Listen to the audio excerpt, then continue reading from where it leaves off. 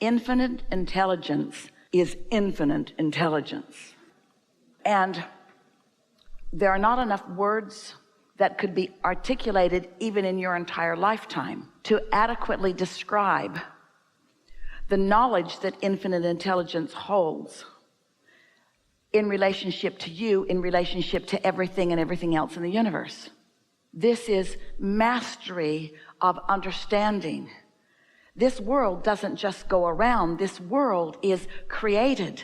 It is creation. It is not by chance. It is not willy-nilly. It is not airy-fairy. It is not by accident. It is not coincidence in the way humans mean coincidence. It's coincidence in that you're co-creating incidences. But timing of things, the timing of things is a masterful creation that we want you to focus on and just do your best to feel just for a moment. We want you to feel the all things are possible nature of this conversation that we're offering to you here. So nothing is out of your control. It's just that every path isn't the path of least resistance. Nothing is out of your control, meaning that there is always a path. You discovering the path has to do with your willingness to intertwine with that broader perspective who does know. Some years ago, Esther and Jerry were in Texas, and they went to pick up their mail at a little town a short distance from where their house actually was sitting. And when they got to this little town and to the post office was surrounded by water. They had sandbags in the doorway to try to keep the water out because the Cibolo Creek had risen from the large amount of rain. And so they couldn't get in to get their mail, but the roadways that they were driving on were high enough that they were fine, but the low areas were off limits to them for a while, for this day.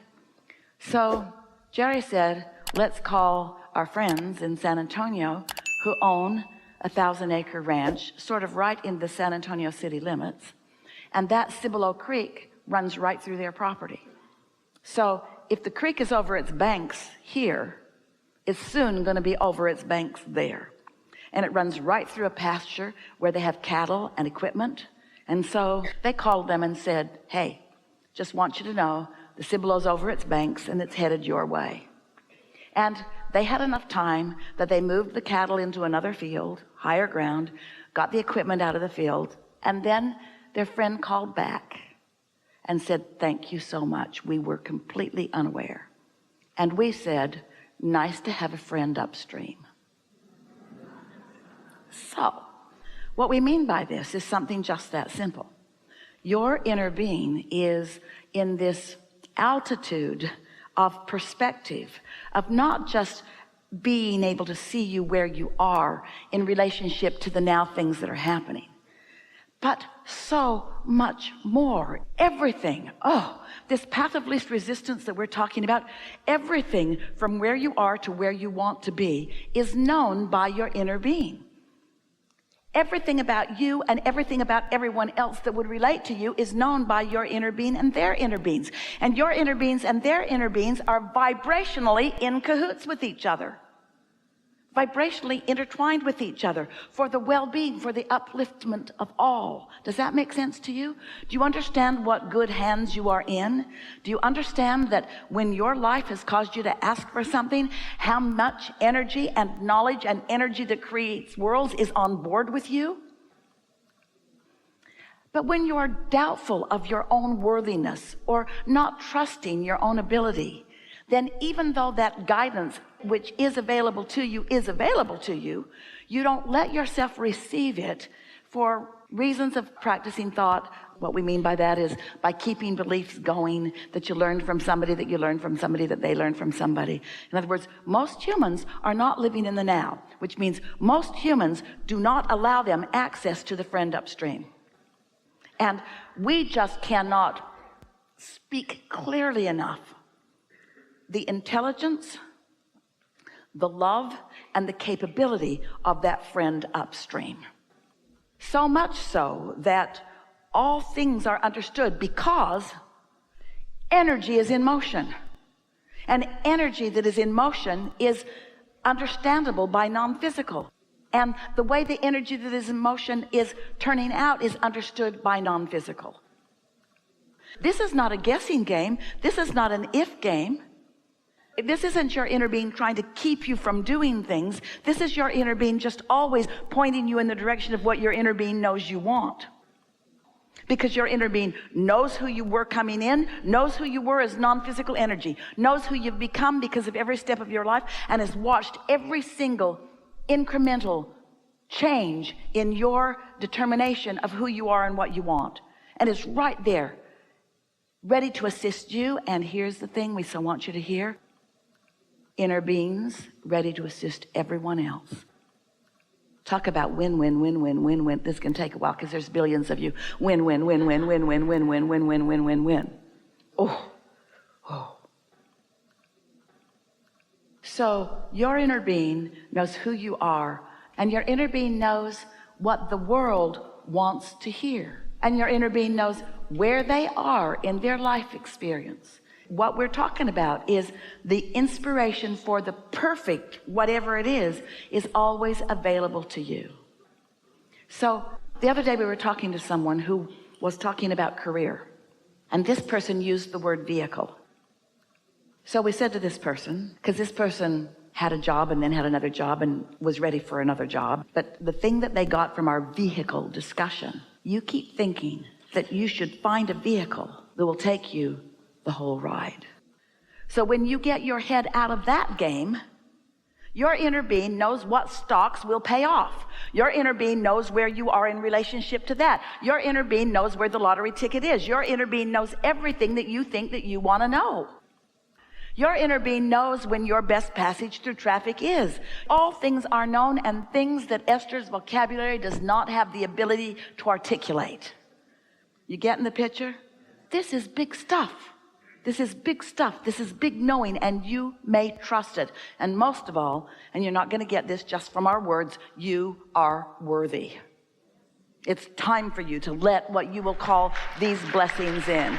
You are worthy. What you're going to notice as this day unfolds is that impulses and insights are going to occur to you that you usually don't get. You're tuning to your higher frequency. And as you become more and more the vibrational equivalent to who you really are, you're what we call tuned in, tapped in, turned on. And that means you are in the receptive mode where questions will be clearer, answers that we are offering will make more sense to you. A question will bring an answer, which will bring another question. That's what the co-creation at its best is. But what you're also going to experience is the expansion of thought as a question brings an answer, brings a question, brings an answer, brings a question, brings an answer, brings a question, brings an answer.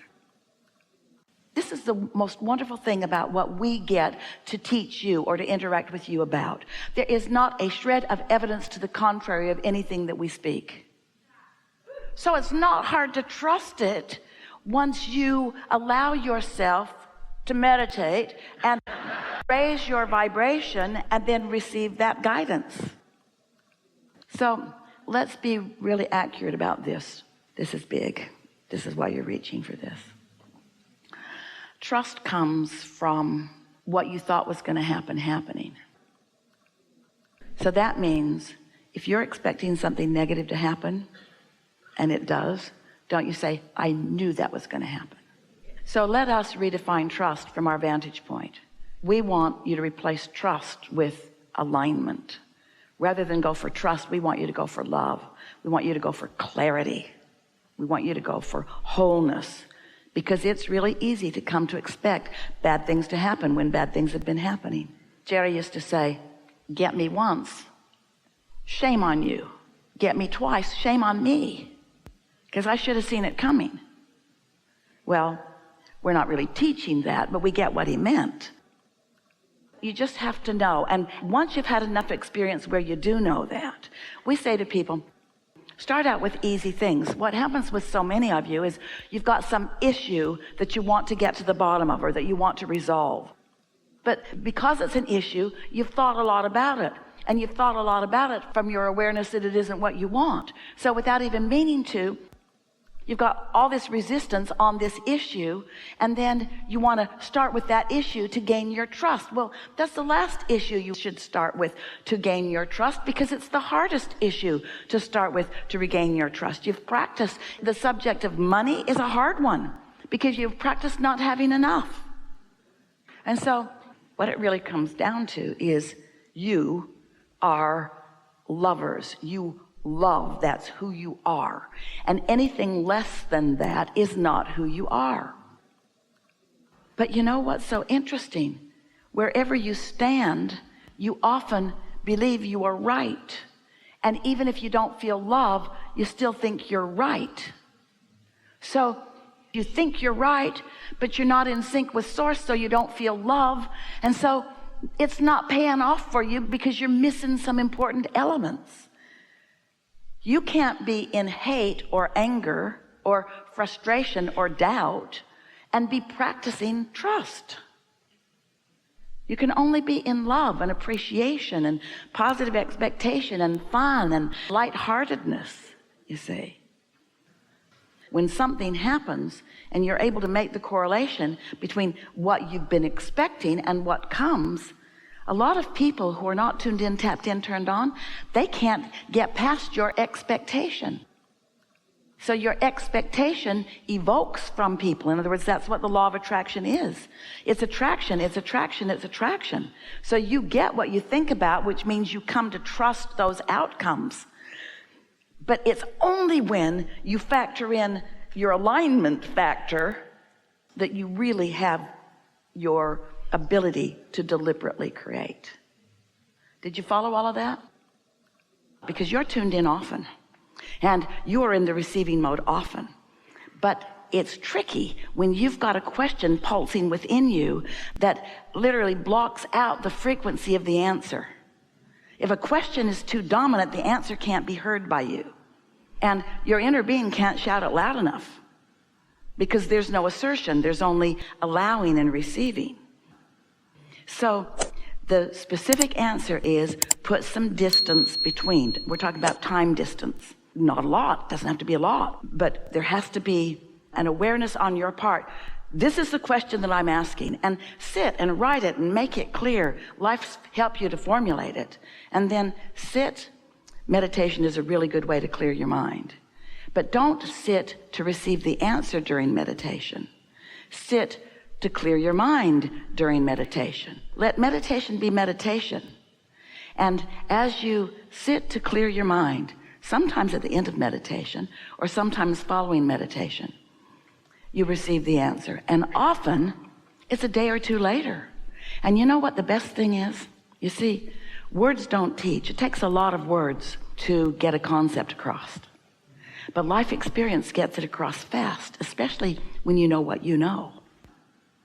So if you're clear about your question, did you hear us when we said the question and the answer are equivalent in terms of their oomph? And so if you have a really strong question, there's a really strong answer.